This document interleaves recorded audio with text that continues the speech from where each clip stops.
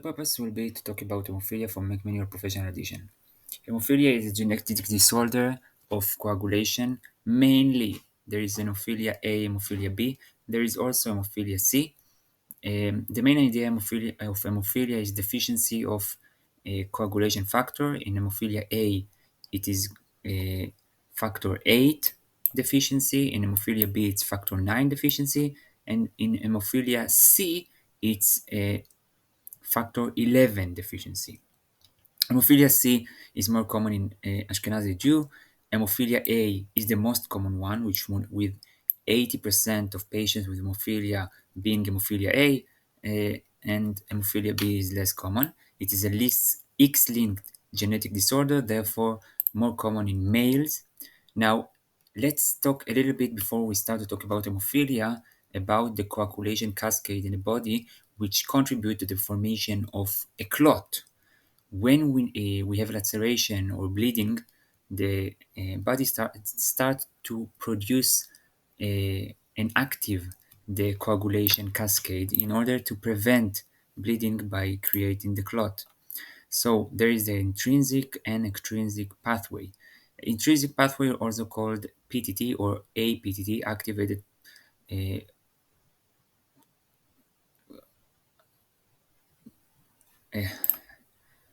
thromboplasmin time. I forgot the P. Never mind. Anyway, it's PTT and PT. Let's look at it. So we have the intrinsic pathway and the extrinsic pathway.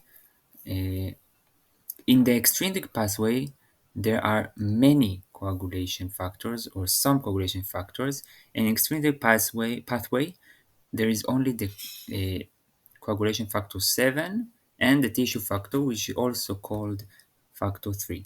In intrinsic, there is the 12, 11, 9, and coming to 10. When we are talking about factor 10, from here on, it is called the common pathway because this pathway is common to the intrinsic and extrinsic pathway. You can see that they are converged to the same pathway. In the end, we are creating thrombin and converting of fibrinogen to fibrin. Fibrinogen with the platelets creates the clot. Now, you can see that hemophilia has deficiency in factor 8 here or in factor 9. Factor 8 is for hemophilia A, factor 9 is for hemophilia B, and sometimes factor 11 for hemophilia C. The most common is hemophilia A with factor 8 deficiency. So, as you can predict or guess, when there is coagulation factor deficiency, there will be more tendency to bleeding. Now, there are degrees to the deficiency. There can be a very severe deficiency under 1%. There be less severe deficiency between 1 to 5%. There can be less severe deficiency, mild hemophilia, above 5%. And carriers sometimes have a 50% or something about this. One little thing that can be a little bit tricky is that there is other disease called von Willebrand factor disease or von Willebrand factor deficiency, which is a deficiency or a problem in the von Willebrand factor. This deficiency, this disease also cause bleeding like in hemophilia, but it's not genetic disorder of coagulation. It's a disease of the von Willebrand factor. It can be quantitative or qualitative problems in von Willebrand factor. But von Willebrand factor is important for the survival and protection of factor 8. Therefore, when we have von Willebrand disease, we might also have von Willebrand factor 8 deficiency. And in the severe forms of von Willebrand deficiency or von Willebrand disease, we can have severe deficiency in factor 8 because von Willebrand factor cannot protect factor 8. So you need to uh, remember in your mind that when you are looking at factor A deficiency, don't think only about hemophilia, but also on von Willebrand factor disease. So when we have hemophilia, we have a factor deficiency. What we will see in blood test, we will see that the corresponding coagulation pathway is prolonged. For example, for factor A deficiency or factor 9 deficiency, or hemophilia A or B, we will see that PTT is prolonged. Um, this is because it takes more time for the patient to coagulate and, and create a clot. So when we suspect hemophilia, we check for PTT. The platelet count should be normal, blood smear no problem should be, and when we see isolated PTT that is prolonged, we can think about hemophilia, check for the level of the factors, factor A and factor 9, sometimes factor 11 for hemophilia C, and see if they are deficient. Now, let's look at um, Merck. It starts by telling us that it's X-linked disease, namely mostly occurring in males. The pathophysiology is based on the coagulation cascade I showed you. The symptoms are mainly from bleeding. Now, where are the bleeding? The bleeding are to internal organs like the joints with hemarthrosis, the muscles with muscle hematomas, to retroperitoneal hemorrhage, and in some cases, like in dental extractions, there can be quite a very profuse bleeding. And very important thing to remember is that visceral organs include the brain. So in hemophilia, which is severe, very mild head trauma can cause very severe intracranial hematoma or intracranial bleeding. Also in surgeries, there can be very severe bleeding. So you will see that patients with hemophilia needs to elevate the level of factors, their deficient factor, before surgery and after surgery, especially neurosurgery and cardiac surgery. So you can see the types of hemophilia, the grades. Mild hemophilia, the level of the factors are between 5 and 49. Moderate hemophilia between 1 and 5, and severe hemophilia under 1% of factor is present. So you can see that in hemophilia, it not must be that they have no uh, factor, but the levels differ and the consequences differ. In mild hemophilia, excessive bleeding after dental or surgery. Moderate hemophilia, bleeding after minimal trauma. In severe hemophilia, bleeding throughout life, beginning encephalohematoma in children and in newborns, and very, very easily bleeding, even spontaneous bleeding to joint and things like this. Now, you must remember that bleeding to joints, hematomas, which are recurrent, aside from the pain, aside from the swelling of the joint, it can also cause damage to the chondrocyte. It causes apoptosis to chondrocyte, namely chondral damage. Namely, the cartilage in joints are being damaged and degraded, and they develop what looks like very early osteoarthritis if they have recurrent bleeding to joints. This is one very important reason why recurrent hemarthrosis should be prevented.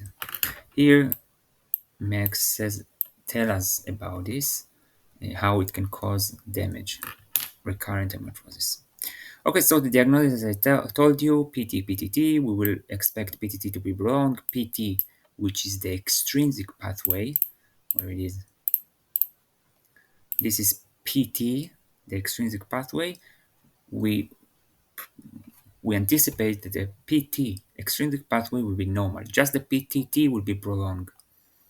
So the PT should be normal, the platelet count should be normal, PTT will be prolonged. Then we'll check for factor 8 and factor 9. If factor 9 is deficiency, probably hemophilia B. If factor 11 is deficiency, so probably hemophilia C. If factor 8 is deficient, so it is probably hemophilia A, but don't forget to check for von Willebrand disease. Von Willebrand disease is a quite common disease, not so rare, so checking for this is very important because von Willebrand disease can cause factor 8 deficiency, especially in the more severe form of von Willebrand disease. There are many forms. So checking for von Willebrand disease with von Willebrand factor activity, antigen, and multimer composition is important. Again, von Willebrand factor should protect factor 8, and when there is no von Willebrand factor or it is damaged, factor 8 is not protected and it can be uh, damaged. Now, PCR can be used for genetic diagnosis in CVS or amniocentesis for a genetic diagnosis of the newborn. We can check for the genetic disorder in the genes that are related to hemophilia A, F8, and hemophilia B, F9, for missense mutations, nonsense mutation, inversions, etc., etc., that can cause damage to the product of the hemoglobin of the protein of the gene. Okay, so treatment. Treatment is it depends on how severe is the hemophilia and what is the situation now and what we anticipate the patient will go throughout in the following time. So if there is spontaneous or very severe bleeding, we need to start treatment before CT is complete. If we think that the patient is bleeding to his head and he has severe hemophilia, replacement of the deficiency is the primary treatment. Therefore, he should get a factor if he has hemophilia A, factor 8 if he has hemophilia B, factor 9 replacement therapy. The coagulation factor it should get. Now, before a dental extraction, we need to get 50% of normal to prevent bleeding. Namely, if the patient should go dental extraction, we need to give him replacement therapy to elevate the levels of factor 8 hemophilia A to 50% of normal in order to prevent bleeding. Or from a joint hemorrhage that is currently ongoing, to abort it, we can also do that. Now, for severe joint bleeding or intramuscular bleeding, you see the percentages. For surgery, especially intracranial, intracardiac, we need to get to 100% of normal before surgery, before major surgery. And for days after the surgery, we also need to adjust the levels of the coagulation factor. And depends on the surgery type, depends on the day after the surgery, we will need to elevate the factor levels and give it again and again. Okay, another thing that he tells us here is that factor 8, every unit to kilogram of factor 8 elevates the concentration by 2%, and for factor 9, every unit for kilogram of the factor will elevate factor 9 by only 1%, and factor 9 can go to the extravascular distribution. Therefore, in the start of infusion, in the first dose, in the initial dose, we need to give a higher dose by 25% because some of the dosage would go to the extravascular distribution. Fresh frozen plasma, it contains coagulation factors, but it's not very high in coagulation factors, so giving fresh frozen plasma is not the best thing. Giving the factor itself is better. Cryoprecipitate is a concentration of factor 8, fibrinogen, and von Willebrand factor. It contains around 80 units of factor 8, and if there is no other choice, you can give it, but a factor concentrates, which is factor 8 itself, is better. Now, factor 8, we can get it recombinant or purified for plasma. Remember that recombinant has less risk for viruses like hepatitis, and purified from human has more risk for viruses. Okay, emicizumab is a very interesting monoclonal antibody. It is used for hemophilia A. It's a biological treatment. The idea is to give this monoclonal antibody emicizumab, which what he does, he replaces the function of factor 8, let's call it that way. You can see here is factor 8, here is factor 9, and they should connect to factor 10. Now, what emicizumab does, it replaces the place of factor 8 and connect factor 9 to factor 10, essentially removing the need for factor 8. So in patients with factor 8 deficiency, namely hemophilia A, emicizumab can be used to connect factor 9 that is present to factor 10 that is present and replace the need for factor 8. This is the idea of emicizumab, and you can see the explanation here, and it's quite good. Uh, Antifibrinolytic agents can also be used as an adjunctive treatment, and desmopressin also can be used. Desmopressin is used for factor 8 deficiency, namely hemophilia A. What he does, he is also used in von Willebrand disease. What he does is, uh, let's call it enhancing the endothelial storage of von Willebrand factor and factor H8, and enhance and by stimulating the endothelial cell, it enhances the level of von Willebrand and factor 8. Now, before using it, the patient should be evaluated how good it is for stopping minor trauma and things like this. But it can be used for minor things. Other things that can be used is TXA, tranexamic acid, antifibrinolytic generally, which also can help prevent bleeding, like from dental extraction and things like this. And of course, for prevention, patients should follow a very good oral hygiene to prevent need for dental extractions.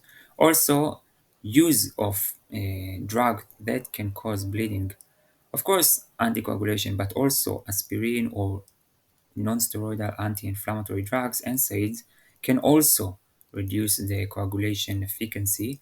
Therefore, using of NSAID is less preferable in these patients.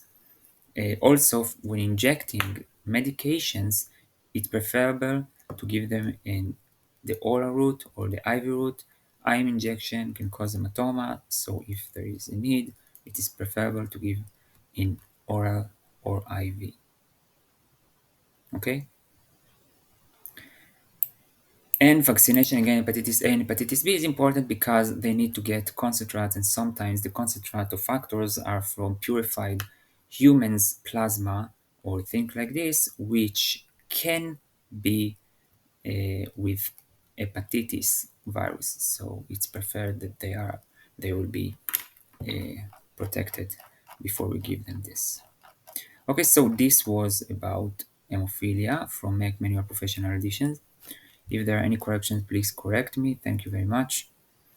Hemophilia A, hemophilia B, and hemophilia C.